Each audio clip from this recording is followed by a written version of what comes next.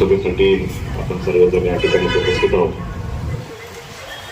सर्वप्रथम विमान अपघातामध्ये दादा आणि दादांबरोबर इतर सर्वांचं दुःखद निधन झालं, त्या सर्वांना मी भावपूर्ण श्रद्धांजली या ठिकाणी अर्पित करतो.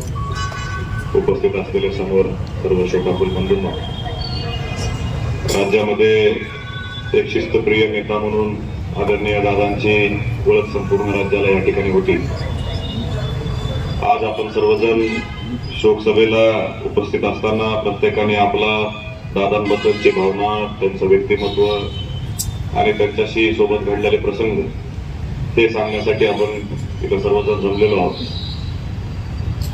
दादांचं पद आज ना उद्या कुणीतरी घेईल, पण दादांची जागा कोण घेईल मला वाटत नाही की ती जागा भरून कोणती व्यक्ती भविष्यामध्ये सुद्धा त्या ठिकाणी काढू शकल.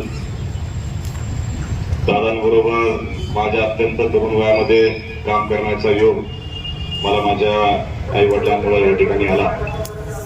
मी राजकारणात नवीन आल्यानंतर अनेकदा दादांना भेटण्याचा योग आला.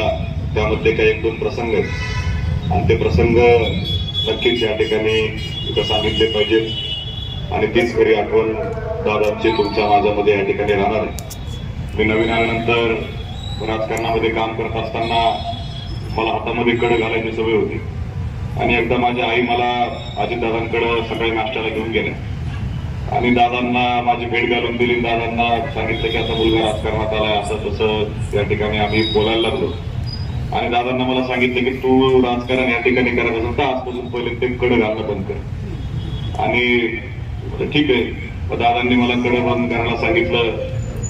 पण पुन्हा आपण ग्रामीण भागामध्ये फिरताना तू तरुणच म्हणले राजकारणामध्ये फार नवीन जीन्स आणि असे कपडे घालून लोकांत जात जाऊ नको, जरा पांढरे कपडे घालून लोकांत जायला शिक आणि अशा पद्धतीने मला सांगितलं. आणि मग हळूहळू राजकारण करत मी पुढे आलो आणि दादांबरोबर अनेक असे प्रसंग भेटले आणि फार शेवटी तर वैयक्तिकरित्या माझ्या आईंच्या आजारपणामध्ये इतर सगळ्या गोष्टीमध्ये वेळोवेळी त्यांनी चौकशी करणं, मार्गदर्शन करणं हे सातत्यानं तर आमच्या कुटुंबामध्ये घडताना मी पाहिलं.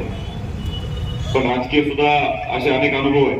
म्हणजे फार अलीकडल्या काळातला अनुभव तर मी ज्यावेळेस राष्ट्रवादी काँग्रेस पक्ष सोडण्याचा निर्णय घेतला त्याच्या 5-7 दिवसाआधी दादांची आणि माझी मुंबईला त्यांच्या घरी भेट झाली आणि आम्ही दोघांनी नाश्ता सोबत केला आणि त्यावेळेस मी त्यांना सांगितलं की आता तिकीट जाहीर झालंय, सगळं झालंय, दादा पण थोडं जरा आता सोबत राहणं कठीण दिसतंय.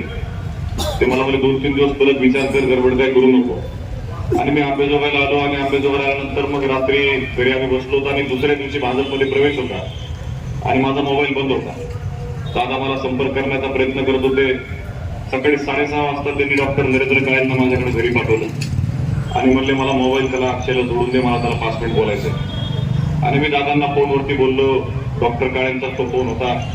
मला म्हणले तू आमच्या घरचा पोरगा आहेस, आता तू जाण्याचा निर्णय घेतलास तर जा, पण आईच्या नावानं काम चांगलं करत राहा. ज्याही वेळेस तुला माझी गरज पडेल तर अजित पवार म्हणून मी तुझ्यासाठी त्या ठिकाणी आहे. माझ्या मतानं एवढ्या मोठ्या मनाचा माणूस, राजकारणाच्या पदाच्या पलीकडला माणूस या ठिकाणी माझ्या तरी पाहण्यामध्ये या ठिकाणी तिथं नाही. आणि विधानसभेचा निकाल लागला आणि निकाल लागल्यानंतर 2 दिवसानंतर दादांचा मला फोन आला. मला म्हणले बघ तुझी बायको आमदार झाली, अरे शहाण्या जरा इकडे थांबला असता तर तुला काय अडचण होती का. माझ्या मनाला त्यावेळेस ते आम्ही आनंदानं बोललो. म्हणजे घरी तरी भेटायला येईल. आम्ही सरकार स्थापन झालं, महिन्याभरानंतर मी आणि नमिता दादांना भेटायला घरी गेलो. दादांना शुभेच्छा दिल्या.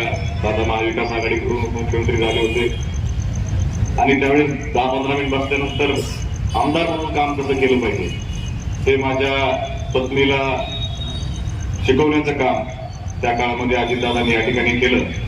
आणि एक दिवस असा प्रसंग आला की राज्याचं अर्थसंकल्पाचं अधिवेशन चालू होतं आणि त्या दिवशी नमिताचा वाढदिवस होता आणि सभागृहामध्ये वाढदिवसाच्या शुभेच्छा सगळ्यांनी दिल्या आणि शुभेच्छा दिल्यानंतर दादांनी नमिताला बोलून घेतला आणि म्हणले काय तू काय केक वगैरे काय आणला नाही. आणि नेमकं असं दादांना मिटिंग लागली म्हणून दादा सभागृहाच्या बाहेर आले आणि बाहेर आल्यानंतर आम्ही दोघं त्या ठिकाणी उभारलो होतो. आले आणि माझ्या पाठीवरती जोरात त्यांनी मारलं. मला म्हणले काय रे तुझ्या बायकोचा वाढदिवस तुला केक आणायला कळत नाही का. अशा पद्धतीनं त्यांनी मला त्या ठिकाणी सांगितलं. म्हणजे असे अनेक लहान लहान प्रसंग माझ्या आयुष्यामध्ये या ठिकाणी दादांबरोबर या ठिकाणी काम करतानाचे, त्यांच्यासोबत वेळ घालवतानाचे आलेले. फार अलीकडल्या काळातला किस्सा सांगायचं झालं तर बीडला जिल्हा नियोजन मंडळाची बैठक होती, त्यावेळेस आराखड्याची बैठक होती आणि कलेक्टर ऑफिसच्या कामाचं प्लॅनचं पाहणी चालू होती आणि आमदार नमिता मुंडा तिथे उपस्थित होत्या आणि दादांच्या लक्षात आलं की नमिता आर्किटेक्ट आहे आणि ते प्लॅन बघणं चालू होतं आणि त्यांनी आमदार सतीश चव्हाण साहेबांना सांगितलं की नमिताला हात मारा. पण नमिताला दादानी स्टेजवर बोलवलं आणि म्हणले तू आर्किटेक्ट आहेस, तू जरा कलेक्टर ऑफिसचा प्लॅन 5 मिनिट बदल, मला सांगायचं काय बदल करायचं का.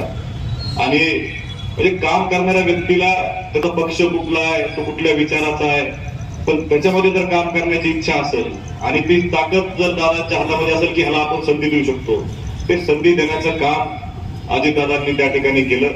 आणि एक दिवस अचानक दौरा आला की दादा बीडला बैठक घेणार आहेत आणि त्या दिवशी संध्याकाळी त्यांनी SRTची पण बैठक बीडला लावली होती आणि काकाजींच्या ट्रीटमेंटसाठी आम्ही सर्वजण मुंबईत होतो. आता दिवाळीच्या आसपासचा हा किस्सा आहे. आम्ही दसऱ्याच्या नंतरचाच म्हणजे